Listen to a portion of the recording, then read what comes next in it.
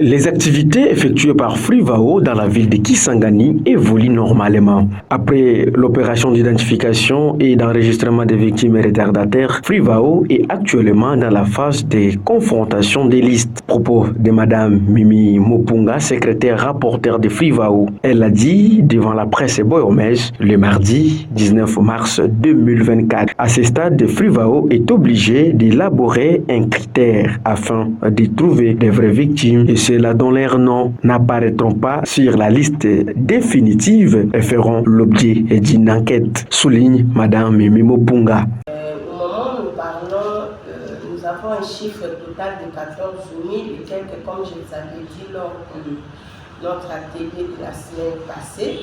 Et donc voilà que nous sommes au niveau de confrontation des listes qui va nous permettre de retenir à cette étape les gens que nous avons pu voir qui figurent sur toutes les listes. Et par après, l'une des exigences, que ce soit au niveau de l'autorité des titelles et au niveau du conseil d'administration, on nous demande d'élaborer un critère, puisqu'on ne peut pas se réveiller un matin et dire que celui-ci c'est une victime. On nous demande des critères. Et les critères en question vont aller au conseil d'administration. Après le conseil d'administration, ça va aller au ministère des tutelles et après, on va valider pour nous envoyer ça ici. Et on constituera encore une autre commission. Cette fois-là, nous aurons avec nous des médecins, des psychologues et puis des OPJ qui vont nous accompagner dans cette opération pour maintenant avoir la liste finale. Et ceux qui ne vont pas figurer sur la liste finale constituera, comme nous avons dit,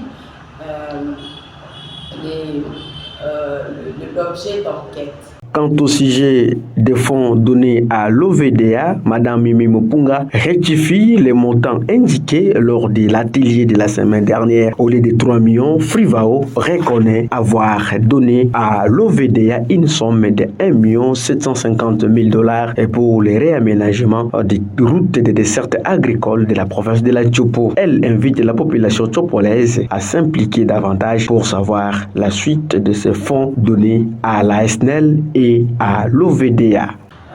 Pendant l'atelier, on a insisté pour que tout le monde, les parties prenantes, que ce soit des victimes, des autorités politico-administratives, la presse, les ONG, les membres des ONG des droits humains, les membres de la société civile, dont les religieux avec qui nous étions, qui puissent comprendre que Frivao, ce n'est pas une organisation non gouvernementale.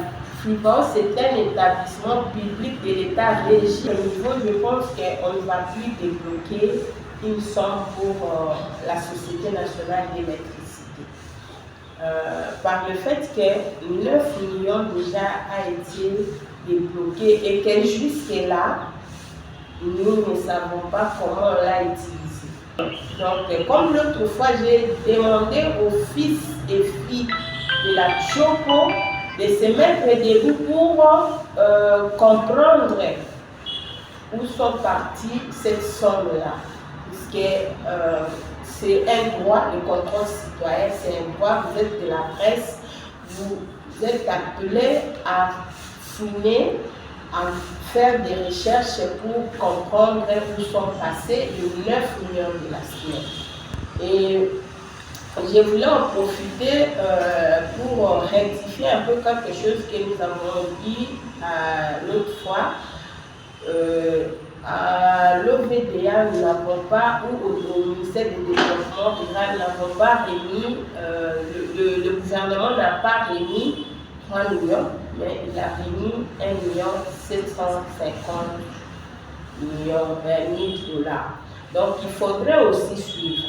Oui, et ils vont accepter le chiffre, mais maintenant, quel est l'ouvrage l'ouvrage qu'ils ont fait avec cette somme-là.